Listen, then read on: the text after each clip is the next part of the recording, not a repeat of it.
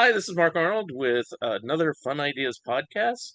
And I have a returning guest today, but we're going to talk about a little bit different things. But this is Laurie Kaye, who's written the book Confessions of a Rock and Roll Name Dropper.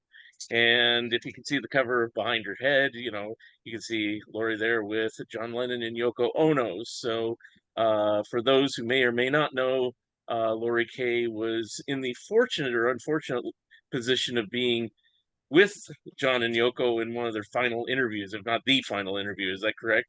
The final one, yeah. It was the final interview. And just so you know, the actual title of my book is Confessions of a Rock and Roll Name Dropper, My Life Leading Up to John Lennon's Last Interview. It's my memoir, the story of my early rock radio related life and career, wrapped around what tragically turned out to be Lennon's last day on the planet. December 8th, 1980, which I was unbelievably able to spend a major part of with both him and Yoko at the Dakota. And I felt like I'd made lifetime friends. Unfortunately, that couldn't happen because John, of course, was shot and killed mere hours after our get together. Uh, very, Right. very upsetting. And last time we talked, my book hadn't been officially released yet, and Right. now it has. So I want to show you and everybody. First of all, this is the bookmark that I give people who buy Mhm. the book, and I happen to be there, like at a book signing. And this is the book cover and the book itself, and it's very exciting for me. It was so fun to write, and it's so fun to hear about people reading it and all the things that they think are very cool and very exciting. So Mhm. happy to And, talk about it. yes, and last time we did the show, I got a digital copy and read through it.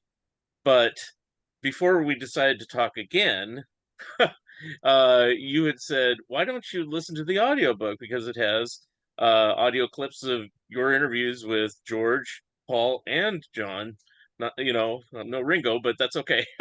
But it's like, wow, that was a very different experience. So, it's like, and I was saying before we got started, when you read a book, you kind of gloss over things. Okay, she's doing this, da, da, da, da, but when you hear, especially it's in your voice, you're narrating it, when you hear you talking about it, you can put the emphasis and the passion behind every little event in your life. So it just kind of comes more to life. So I was very happy with listening to that. So, Well, thank you for recognizing that because as a former on-air radio newscaster, of course, I love talking to people and having them hear me. And I also did radio rock specials as well and mhm, was able to voice them and tons of interviews.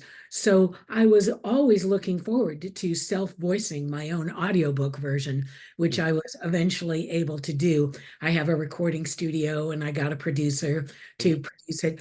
And one of the most exciting things was to um, be able to use actual interview quotes, like you said, from John, from Paul, from George, from their producer, George Martin, mhm. and not just Beatles related interviews, but everyone from the Ramones to the Talking Heads. They're all in there, and it was very exciting to be able to use a number of interview bites like that. And I really loved recording it because the main thing, like you mentioned, was it's like talking to friends. I didn't have to read it like I was just reading something, oh, this is what happened now.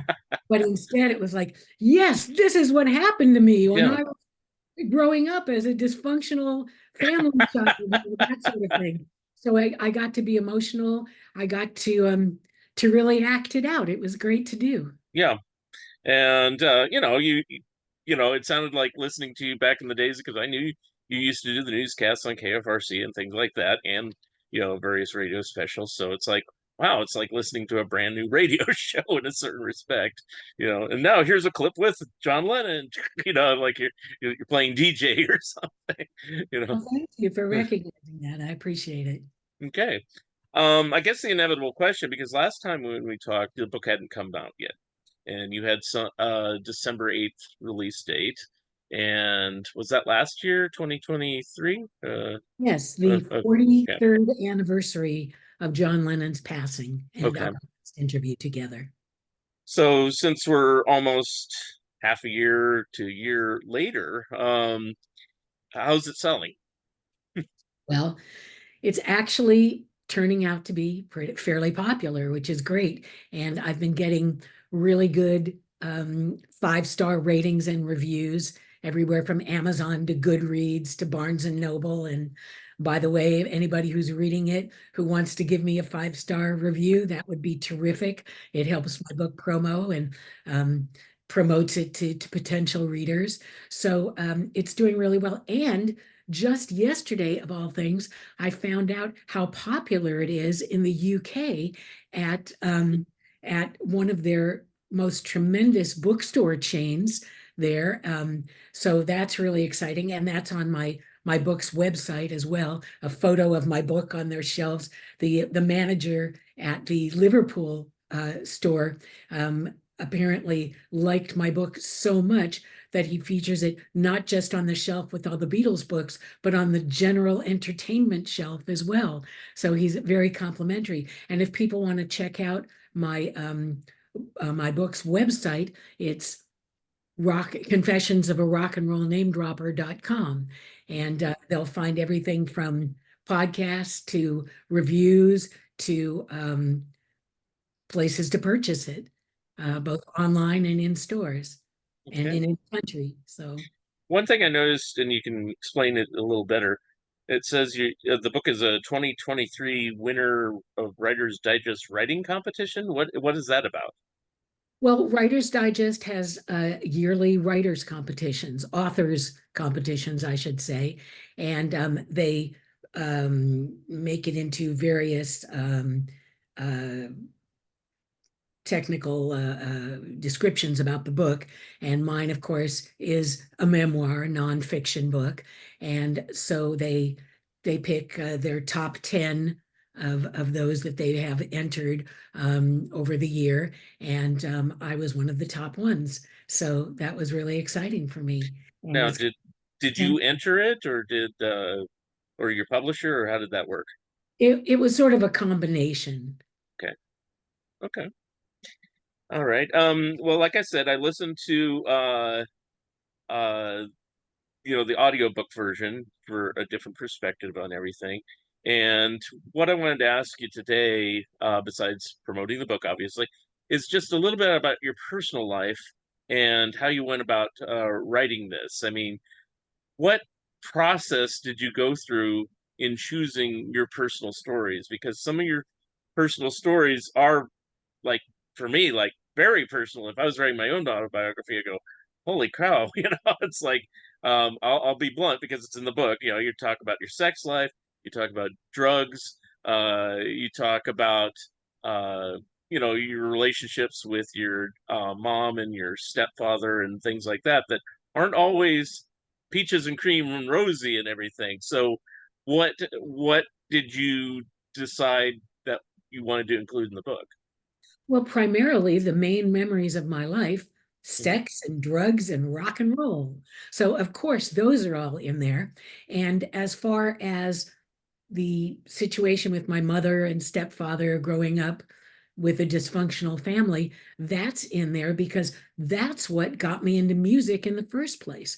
As I say in my book, as a toddler, I couldn't deal with my family, so I immediately discovered how important it was to have a transistor radio and to listen to rock radio, AM radio here in LA all day and all night with my earphones in. And that was great. And that's something I continued doing for years and years, and then got into FM radio as well, rock radio.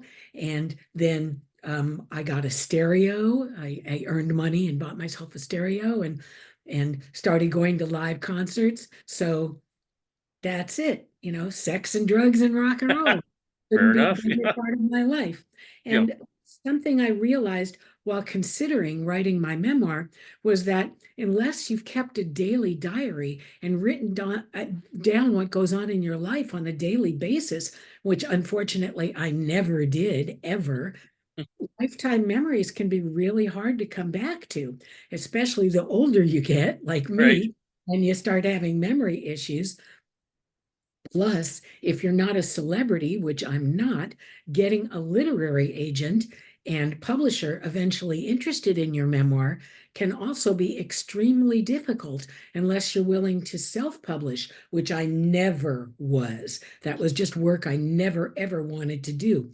So lucky enough for me that when I finally started writing and got my story down, it turned out to be interesting and fascinating enough, all the details about my life and music and career and interviews and everything, so that I could find an agent and I could find a really interested independent publishing company. And they were super eager to read my self-edited first draft, and they sent me a contract right away and published my book. So yay, it all worked out. Very good. And then, and then I asked them about how it was to start doing an audiobook.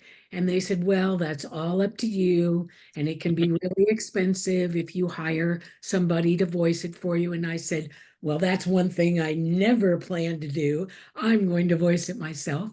And Sure. it took me uh, several months actually to finally finish and decide what interview bites to use and everything. And then they put it out and it's available not only on Amazon, but of course on Yeah. audible.com. And people seem to really be excited about it Hmm. and love listening to it. So I've had good luck with my book so far and hope Hmm. it continues. Hmm. Now, how you said it took months to actually record it? Is that correct?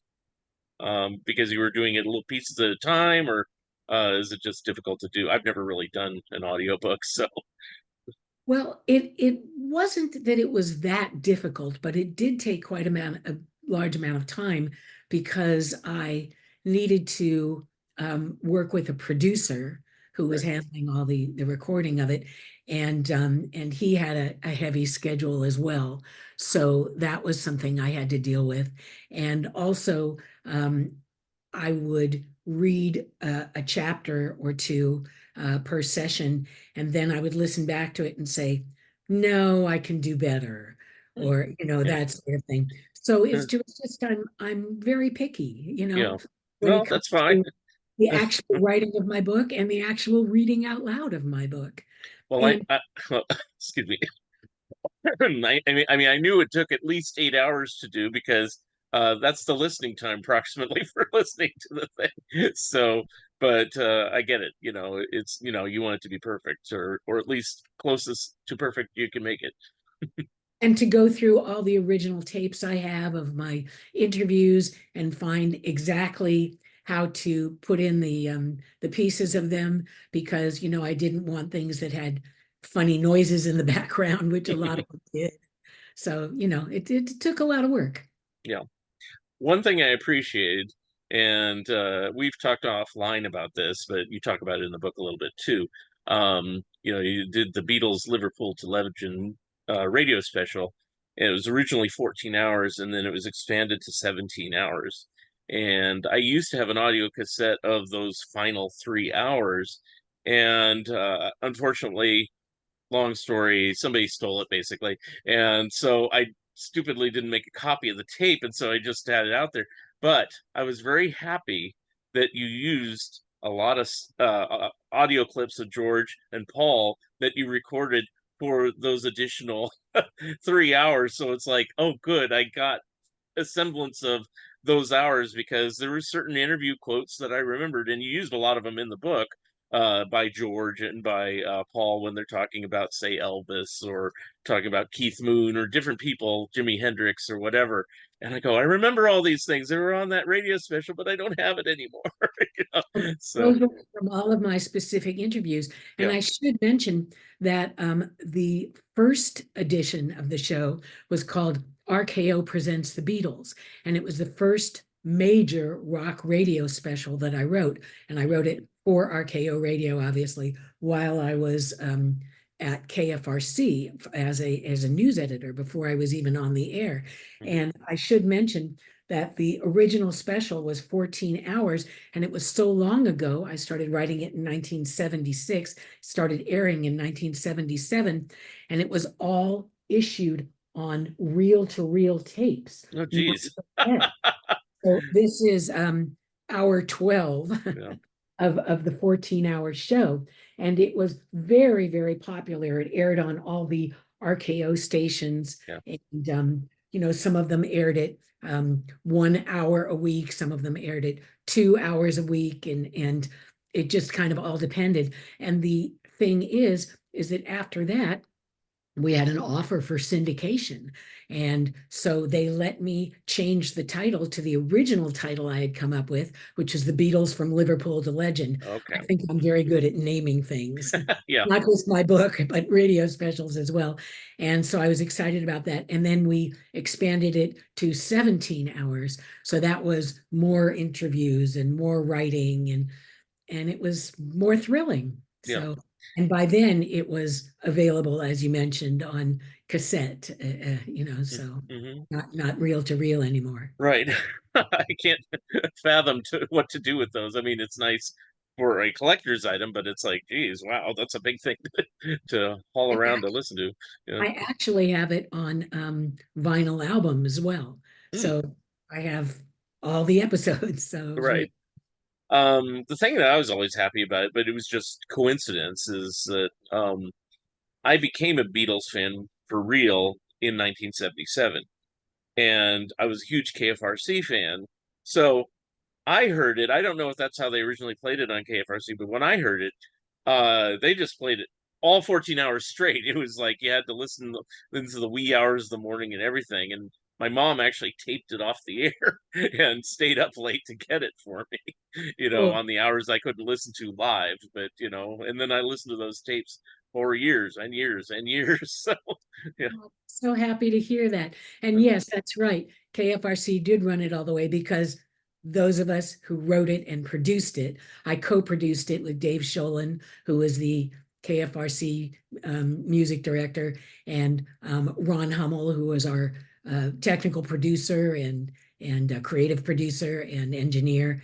And so the three of us co-produced the show, and I wrote it, and one of our disc jockeys there voiced it. And so it was very exciting to hear all the way through, if you could. right. Now, I'm shifting gears a little bit. I mean, it's still music and it's still your life. But I just have different things written down, and it's like, ooh. Um, One thing I want to know is, you talk about at length of being a Rolling Stones fan, and you saw their Nicaraguan earthquake benefit back in 1973. Um, has that concert, do you know anything about it? I didn't do any research on this, so you might know more than me. If you don't know, that's fine too. Has that concert, was that recorded, and is there footage of it, or did you just see it live and there's nothing out there Well, to I your should knowledge? mention how I got to see it live, which is a Sure. story that's in my book, Yes. and how it basically got me into my career. What happened was, because as I mentioned, I was still listening to radio all the time to get over family issues, and keep myself happy. And I was listening to KMET, and I would enter all their contests that they would have, to call in and win things. And I won lots of albums and things too. And so I won the latest Rolling Stones album at the time, which was really cool for me. And because of that, they made me an instant potential contestant for the tickets to the Nicaragua benefit concert, which was promoted and basically done by Bill Graham, the amazing venue owner and concert promoter out of San Francisco and New York both.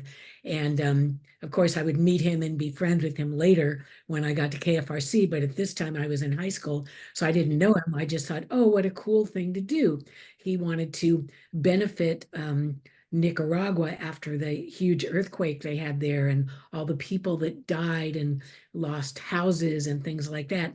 So since Mick Jagger's wife was Nicaraguan, of course, they were the main act in the show at the Forum in Los Angeles, or the Fab Forum, as we called it. And I was amazed to be a contestant right off the bat without having to enter again. And not only that, but I was amazed to win 2 tickets and get to sit in the front row. And I had never seen the Rolling Stones before. And although I'd been to the Fab Forum before, it was just a completely different experience. And the show was amazing. And I'm guessing that they did record it. I don't know that it's ever been uh, made available to anybody. But and even though, of course, we didn't record it, my friend who was my date that night um, took a lot of pictures because he was a good photographer, for a high school guy. And so I still have a lot of pictures of Mick and Keith and the guys all on stage looking incredible. And I remember how incredible they sounded. So it was very, very big and important to me. And one of the major things was when I won the tickets, I was told I needed to come to KMET FM and pick them up. So my date friend, before the day before the show was that night, took me to KMET, and I thought I'd just go to the office and pick up the tickets. And they said, no, disc jockey B. Mitchell Reed, otherwise known as the Beamer, wants you to come on the air with him Wow. from, and he'll give you the tickets on the air. And I said, oh, wow. And I was a little nervous, but I went in and he was asking me my name and how old I was I excited? And I said, of course. And as I started talking, he looked at me and he said, Laurie, with your voice, you needed a career on the air. That's where you should head for the rest of your life. And I was like, oh my God, I was so encouraged and so excited. And from that moment on, all I could think of was the Beamer says I belong on the air, so I'm going to. And Oh, my book tells the story of how that happened, how I right, made that work. So right. thank you, Beamer. And then when I did start it at KMET and immediately met Bill Graham, I said, wow, I was a concert winner to that incredible Nicaragua benefit. And he was so very excited. And for the next several years, gave me tickets to every concert I wanted to see at a venue of his. So it was amazing. It was wonderful. Well, I'll just say this as an aside. Since the Rolling Stones in recent years have released many archival concerts and things like that, I do hope they get around to doing that one. It seems like an important one, not just for you, but in general, and should be released if they can, if they have it. I don't know. Yeah, So, I don't honestly know either. And yeah. I should say that again, years later, when I interviewed Mick Jagger, one of the first things I told him was, guess where I was in January 1973. And I told him I was in the front row at his show and how excited I was and how cool he looked and how well he was dressed. And it was just wonderful to be able to do that, to talk to him again. The one thing I liked about that story, and I'm spoiling it, but read the book anyway, is just when you were talking with them, you had to do a news report and you had to basically put them on hold, as it were. And it's like, wow, it's like, the willingness of him to say, okay, I'll wait for you to do your newscast, go ahead. Well, that was so funny. I said, if you want, he called me and I said, if you want, I'll call you back. We'll do the interview Right. after my newscast. It'll just be a few minutes. And he said, no, I'll stay on the line. I'll listen to it. And I was excited, but on the other hand, I was really nervous because even though I had tons of people in San Francisco listening, none Mm. of them were Mick Jagger. No. On a normal basis. So when I got done with the newscast and I came back on, I might have sounded a little nervous. And the first thing he said was, wow, great newscast. That was really cool. So he's always been a favorite of mine, It's cool. ever since, especially.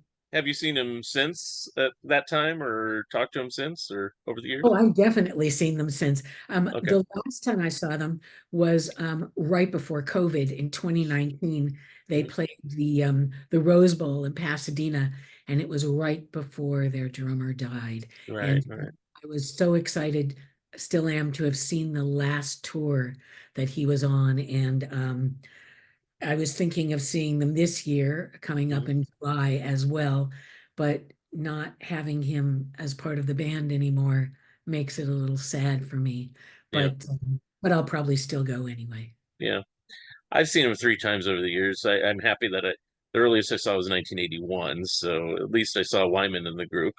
Then I saw 1989 and 1997, but I haven't been back since. But I should go see him one more time. Yeah, I've probably seen them at least six, seven times yeah. altogether, maybe Well, you even have connections.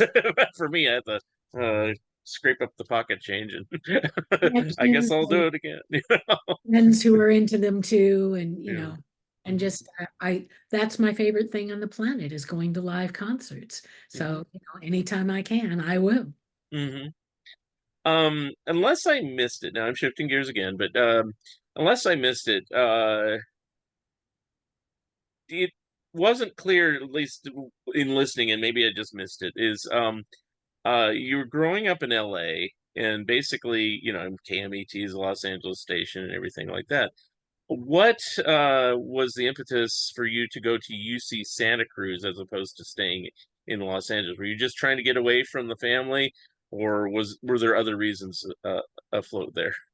Well, yes, I was trying to get away even Okay. further away from my family. I'd already been a teenage runaway and was living at an apartment at UCLA, actually. And I'd been going to UCLA while I was still in high school, because when you're an advanced placement student, you can take classes at UCLA as well. So I did. And Mhm. because I was given immediate acceptance to any UC campus that I wanted to go to. And the most popular UC campus at the time was actually UC Santa Cruz. It was the big hippie school, and Right.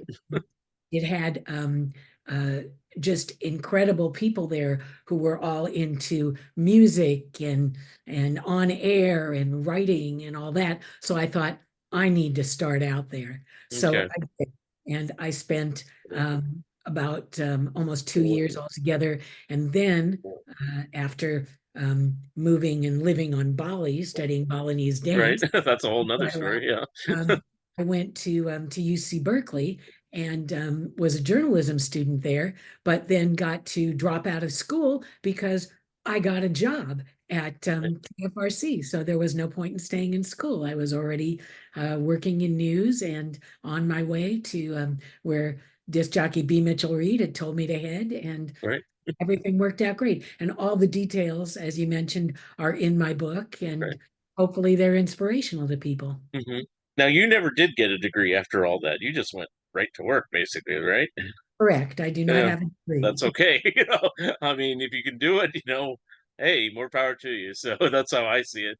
Um, just kind of interesting because I mean, it's like, yeah, you're studying it, but then you were getting the real experience. And so I think I would have made the same decision you did. It's like, well, I'm already in the job. I don't need to get the degree necessarily. So was Not that ever an issue later on or no? No, and not only that, but when I first started at journalism school at UC Berkeley, I was taking a news writing class, and the professor uh, pushed me aside after he got our first assignments and everything, and said, "Laurie, what are you doing taking this class? You already know how to write. This is a waste of your time. Everybody else here needs help. You have written stories here that I already want to put in the weekly newspaper." And Mhm. I said, "Oh, great." So he had me published right away, and he encouraged me to go looking for an internship at a newspaper. And even though I wasn't really that interested in working for a newspaper, it just so happened that KFRC had an advertisement on our journalism school bulletin board looking for their very first news department intern. So, of course, I applied. Of course, I got it. Of course, I started right away, immediately got a job as news editor, Mhm. and quit school. Very good.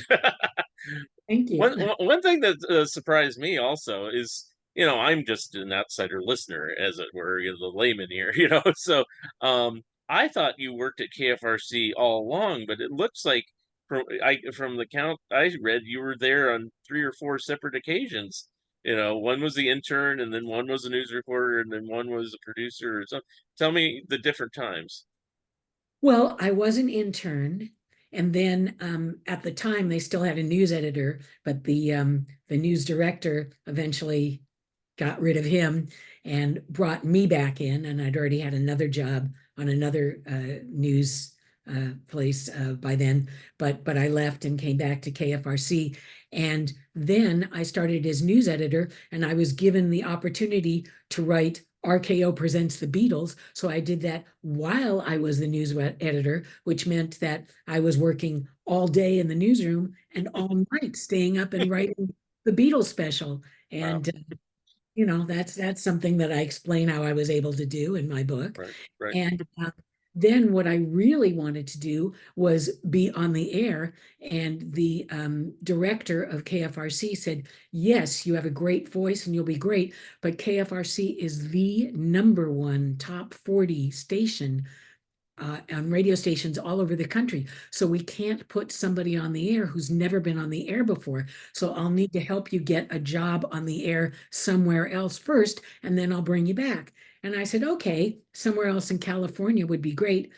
And he said, I can get you a really good job in the Midwest. And I said, the Midwest? And he said, yes, Omaha, Omaha. Nebraska. And he said WOW AM Yeah. is a huge top 40, 50,000 watt station. And it's where Johnny Carson started out in his career before going on to TV.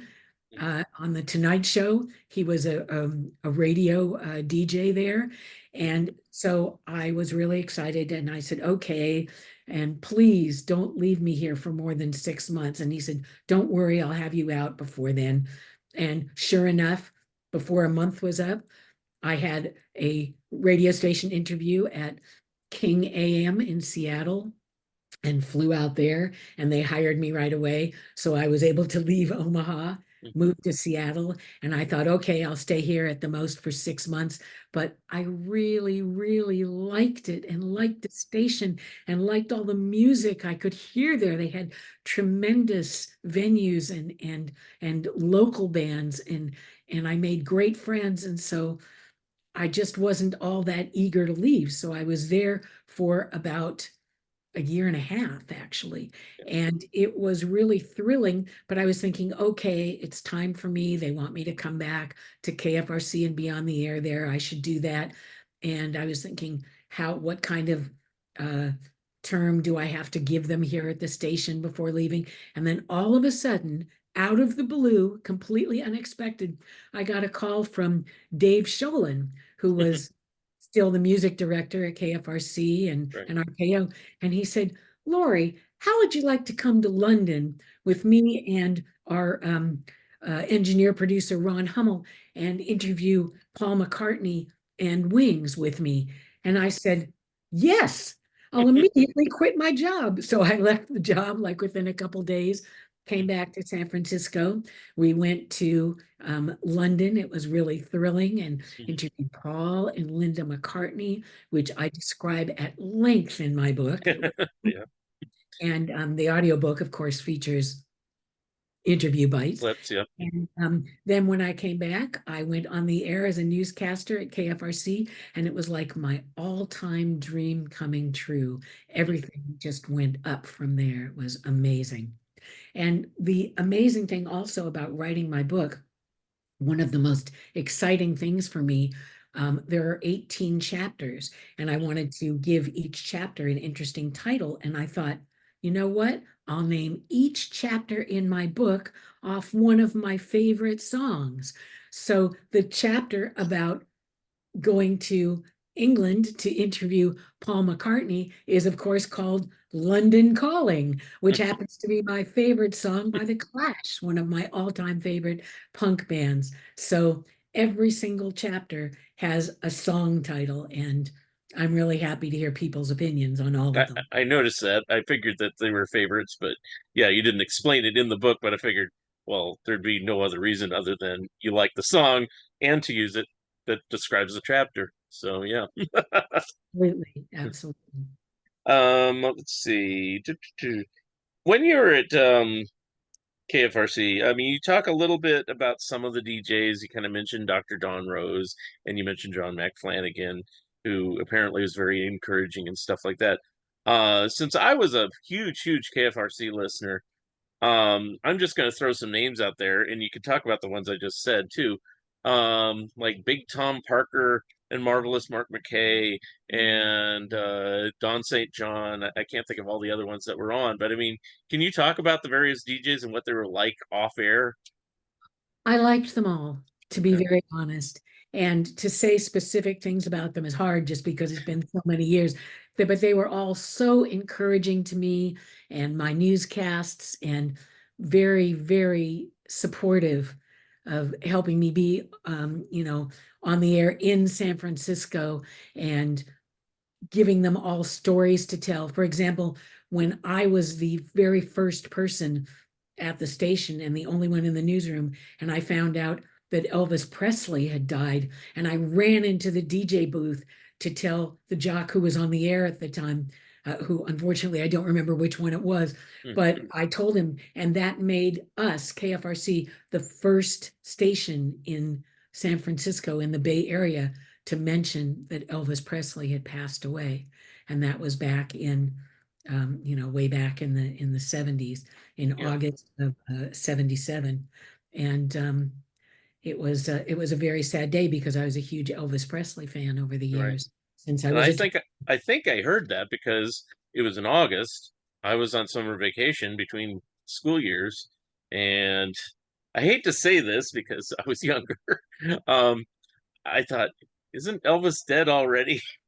You know, but I was young. I was 11. Actually I was 10 when he passed away, and it's like I used to equate as a kid, if you were on the charts like making songs, oh, you must be around. But if you don't have hits for a while, and Elvis really didn't much after like Burning Love in 72.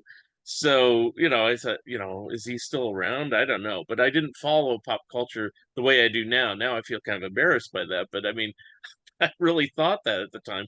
But I think I was listening to your broadcast at that time, which is kind of interesting because Oh, KFRC was my favorite station. So, well, it was great. And everybody on the air was great, to be very honest. So, um, let's see. I was going to ask you, um, how long were like these various interviews uncut? I think you talked about last time the Lennon one. It was, a couple hours or something like that. But the George Harrison one and the Paul McCartney and Linda McCartney one, how long were those various interviews?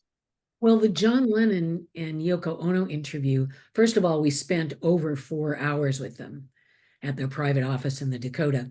And the interview themselves with the two of them, um, about 3 hours, and would have been longer had they not had to go to a recording session Hmm. afterwards. And we ended up giving them a ride. The guys that I was with did, because Hmm. I stayed in New York that night. They didn't. They were on their way to the airport to go back to the West Coast.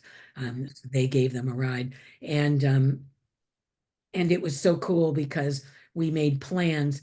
Even though when we were done with the interview, we still kept talking and did interviews and made plans to get together in San Francisco in the next 2 weeks and have dinner together. And I thought, oh, yes, I've made friends for life.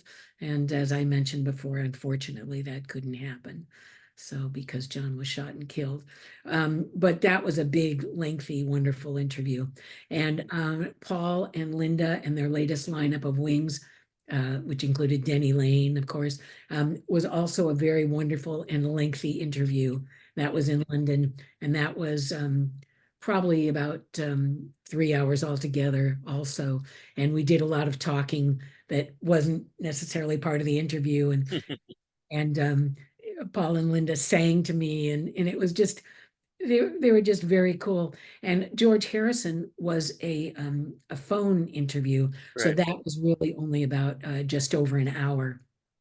But But still, he to spend that he amount of was time. really, really wonderful to talk to, and I loved hearing about how excited he was to be a new dad. They'd had Danny just several months before, and he just married Olivia, so that was exciting to hear about all that.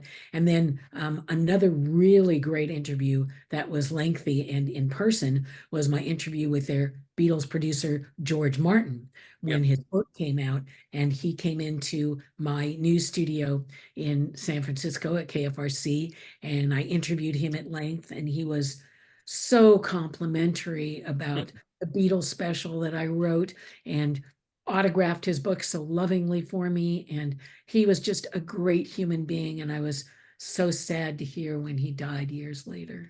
Hmm. It happens. um, so that's a good question actually to ask. I mean, George Martin gave his opinions, and they were favorable about your Beatles special. Um, who else gave glowing reviews about your Beatles special? Like everybody, I mean, that you talked to. I mean, famous, of course, not me. Yeah. Everybody that heard it really, really loved it. And the first people to hear it were the big executives for RKO, in New York and all over. And they loved it right off the bat and said it was great. And that made me feel wonderful. I mean, if it was ever possible, I think something like that actually should have some sort of official release through Apple or something. But there's probably like legal things and other stuff that probably keep it from coming out. But it'd be nice to have an alternative to like anthology, Right. Well, there is no more RKO radio anymore. right? So the special and interviews are all owned by another company who bought them out. So legally, it's not available. Right, right. Unfortunate because yeah, it's like this movie called The Complete Beatles that was narrated by Malcolm McDowell. That was also a very good Beatles thing, but the Beatles themselves kind of put the clamps down on that, and you can't get that anymore either because they prefer their anthology, which is fine. But I like a more well-rounded picture. One of the things on the your Beatles special is you have interviews with Mal Evans, who isn't even barely mentioned in the anthology, and some of those interviews are like he says some interesting things that never really talked about anywhere else. So that's why I always liked your special. Yeah. It had a lot of good interviews, and it had a lot of original Beatles interviews from the 60s Hmm. when they came to LA and they were at KHJ and did several interviews. So we got to use a lot of old interviews with John and Paul, and that was really great. Yeah. So I was always wondering what you say in the book, and you just said now KHJ. I was always wondering where did they get these archives because a lot of these interviews that were used on that special were only in that special. I've never heard them anywhere else. I mean, you watch various Beatles documentaries, and when they do like press conferences, you'll see the same ones over and over used over and over. But it's like yours had really unique interviews, and I go, how'd they manage that? But yeah. now we know. Well, here's hoping that one day they do re-release that Beatles special so people can hear it and just remember. Hmm. Now, I don't want to dwell too much on the sadness and the negativity, but after that unfortunate day after Lennon was assassinated and everything, you go at length in your book about, kind of your career kind of stalled out and your emotions and everything. How long did it take you to, because it just, you didn't want to dwell on it too much, but you had to talk about it. Was it years or how long, before you could kind of feel comfortable with working in music and things like that again? Well, it would have taken years and years and years, but I already had things booked through RKO Hmm. pretty much the week or two after the Lennon interview. Um, Neil Diamond and Barry Manilow and Devo were interviews that I did shortly after. And so that kind of got me back working. And even though I still, every time I started an interview, started thinking, oh my God, it's not John Lennon, and and just feeling really emotional. Sure. I gradually got back into it and was able to, over the years, do a number of interviews, and not just for radio, but eventually for print. I did interviews for Rock Magazine. I interviewed Grace Slick again, who I'd Hmm. interviewed a couple of times while I was at KFRC, and my Rock Magazine interview with her, I gave a great title to What Makes Slick Tick, which was really fun. And I got to interview Little Richard, and Little Richard Penniman was a really cool, long interview. I spent like 4, almost 5 hours with him, a whole afternoon at his manager's place, and so many more that I was able to do. And then eventually, beyond what's in my book, I started doing tons of interviews for um, music videos, um, and um, and the music video magazines from BMG that were everything from Metalhead to Slammin' to Country Music Video Magazine, which is the one that I created. So it's just I've done a lot over the years. Okay, so you didn't completely. The book kind of leaves you hanging, but I know that's the whole point of the book itself. It's like the lead up to that interview, and so I was just kind of curious. It's good that it has kind of a happy ending. That you stayed with music and everything. Didn't you work with Dick Clark Productions and work with Dick Clark many years too? Oh, yes. And Okay. that's a big story in my book, how that Mhm. happened, and the coincidence having met him before and all that. So it was that was great. Yeah. And I think you said that you really thought he was a great person and things like that because I never knew much about Dick Clark other than seeing him on TV, hearing him on the radio. So, Well, I'll yeah. tell the story briefly. When I was in high school, I was a teenage runaway. And as I was living in an apartment by UCLA, I was coming home from work one day this summer after I graduated, and I ran into a guy who said to me, "You look like you're a professional dancer. Will you come and be in a dance contest with me?" And I said, "What?" And he said, "Yes, I'm an actor, and my agent got me a place in a dance contest, and but I need somebody who can do 50s rock and roll dance." And I said, "Sure, okay." So we ended up going out that night on a date and practicing dancing, and the next day the dance contest was for Dick Clark, and Mhm. it was really fun because it was at a big venue in LA, that I'd been to tons of concerts at. And when I started dancing with my date, the guy who was with Dick Clark happened to be Chubby Checker, who I danced with his music early on, doing the twist as a little kid. Yeah. And Dick was shooting the dance contest as promos for a rock and roll TV special that he was doing for ABC. So the first thing that he and Chubby Checker said to me was, "Are you a professional dancer? You guys are winning. That's it, Yeah. definitely." And I was so excited, and I said, "Thank you." And we won, and I took a picture with them, Mhm. and it was thrilling. And then almost 10 years later, I got a job working for Dick Clark Productions as the writer of his weekly radio show, Countdown. Mhm. And I was all excited about it, but the producer was the one who hired me. So when I met Dick Clark, the first thing he said, I was already working for him, he said, "Wow, you look really familiar." And I said, "Well, yes, I won a dance contest of yours." And he went, "Oh my God, I remember." And he ran over to his file cabinet and took out a folder and grabbed a picture from it. And it was me and he, Wow. Chubby Checker, and my date, and a couple of the other entries in the contest. So Dick and I became really good friends after that, and Mhm. said, "And I really like your writing style so much on radio. I want to know if you'll please be my ghostwriter for my syndicated weekly newspaper column." it's national and I don't have time to write it, so you'll have to be me. And I said, yeah, sure. So I got to do that too. Wow, So I got to be Dick Clark for a while. cool. It's kind of funny when I listen to that part on the audiobook where you're talking about the dance contest. I don't know why. It probably was nothing like this. It just reminded me of the movie Pulp Fiction with the scene where John Travolta's dancing with Uma Thurman, you know. And you probably weren't doing that. It just had big memories of that for me. So anyway, speaking of dancing, and I know I'm jumping all over the place, but it just made me think of the whole situation where you went to Bali and were wanting to be a dancer there.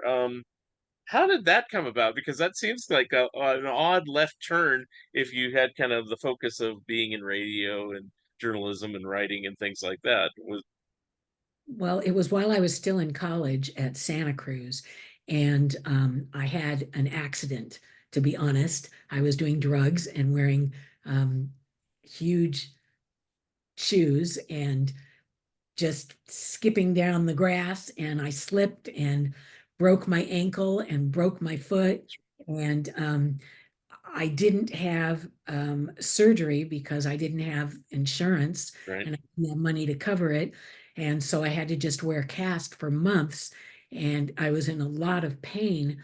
And the specialist that I saw, the doctor said, what you should really do once the cast comes off is do a lot of exercise and a lot of dance. And he said, to be Oh, honest, if you are familiar with Indonesian dance at all, especially Balinese dance, that's really good for ankles and feet. And I said, wow. And he said, yeah, you should check it out at Berkeley because they have Indonesian music there. So I'm sure they have dance lessons too. So I went to check it out and they did, but I thought, well, I'm still a UC Santa Cruz student. And why would I take Balinese dance at Berkeley? Why don't I go to Indonesia and take it in Bali? So I managed to get a special uh, thing to do that through another college, and they sent me to Bali, where I got to spend quite a great amount of time and study Balinese dance. And not only did it fix my ankle and my foot, but it oh, also just made me so excited, and it's hard to do Balinese dance as a grown up. I turned 20 on Bali. That's not a Balinese kid because Balinese little girls start dancing at the age of 3, and they oh yeah. learn. And here I was not till 20 starting to learn. So I wasn't as good as any Balinese dancers, but still I had a great time doing it. And when I came back, that's when I went to Berkeley. And I still did a little Balinese dance, but mostly what I did was the journalism Okay. stuff. Because it seemed like a weird detour, but yeah, I'd forgotten that you had broken your ankle or foot or whatever at that time. Yeah. But the interesting thing about your whole career and whole life, which is a good thing, I'm going to say, is it seems like whenever you're interested in something, you put yourself all the way in, feet first. You're like in, and I think that's an admirable trait because, it's like I don't think you would have met or interviewed or been with or worked for all the different places and people you've seen and talked to and everything in your life. And, I give you kudos for having that gumption and ambition, even if you might have had a disastrous home life that might have spurred it on, you know, you overcame that and actually did a lot of things that were great accomplishments, I feel. Thank you. And you're right. I still jump into things when I get interested about them. It's like, oh, wow, let's get into this. Let's discover this. Let's work on this. And Very good. so Yeah. you're right. And it involved me moving to a lot of places all over the country and getting to know a lot of great people. And so I'm happy to have done that. Because I have to say for my own self, it's always been a little bit harder. I mean, I don't have any problems now, but I'm an older person. But when I'm thinking it back at some of the things you were doing at 20 and 21 or whatever, I was like, oh my God, I could barely get out of the house here. It's like, and you're like traveling places, going all over the world and stuff like that. And it's like, wow. Well, I was doing a lot of experimental things even as an early teenager too, so it was just important to me. So I think that's very good. I, I admire you for that. But I've always liked your stuff. I've always liked hearing your name when it's attached to something because, I always think it's good quality stuff that I will be listening to or reading. So that's why I Great. was happy to have you back on the show.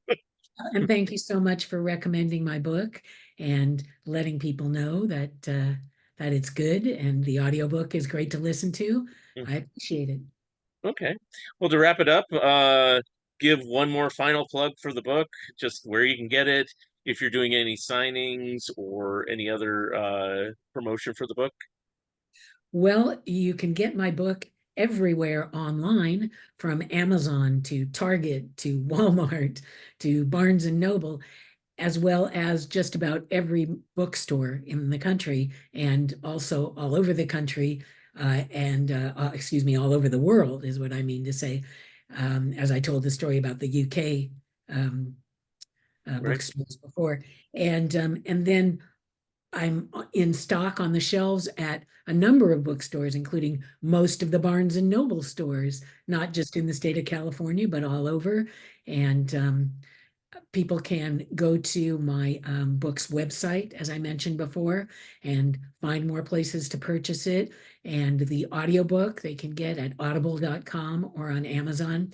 And like I also said before, if and when you get it, no matter where, please leave a 5-star Amazon review, because you don't have to get it from them to leave me a complimentary review with them, and that will really help promote my book, which can use all the promotion it can get. Yes. It's a very good read and it's a very good listen. So I want to thank you very much. Thank you. All right. Well, I thank you again, Laurie Kaye, for being my special guest for a second time. And hey, if you write another book or if you just want to chit chat about rock and roll, sex, drugs, and rock and roll, we can always chat again. But, it was a pleasure Always having you do. again. Yes. Love it. All Okay, right. thank you. Thank you very much, Laurie. And again, this is Mark Arnold with Fun Ideas Podcast, and we will see you next time.